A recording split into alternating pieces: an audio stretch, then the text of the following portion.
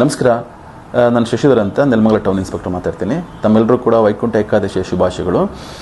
ಇತ್ತೀಚೆಗೆ ಕೆನರಾ ಬ್ಯಾಂಕ್ ಮತ್ತು SBI ಬ್ಯಾಂಕಿನ ಅಫಿಷಿಯಲ್ ಲೋಗೋಗಳನ್ನ ಬಳಸ್ಕೊಂಡು ಕೆಲವರು ಎಲ್ಲರಿಗೂ ಕೂಡ ಮೆಸೇಜ್ಗಳನ್ನ ಕಳಿಸ್ತಾ ಇದ್ದಾರೆ. ತಮ್ಮ ಖಾತೆ ಬ್ಲ್ಯಾಕ್ ಆಗ್ತಾ ಇದೆ, ಕೂಡಲೇ ತಾವು ಆಧಾರ್ ಕಾರ್ಡ್ ಮತ್ತು ಪ್ಯಾನ್ ಕಾರ್ಡ್ ಮತ್ತು ಪಾಸ್ಬುಕ್ನ ಫ್ರಂಟ್ ಪೇಜ್ನ ಅಪ್ಲೋಡ್ ಮಾಡಬೇಕು.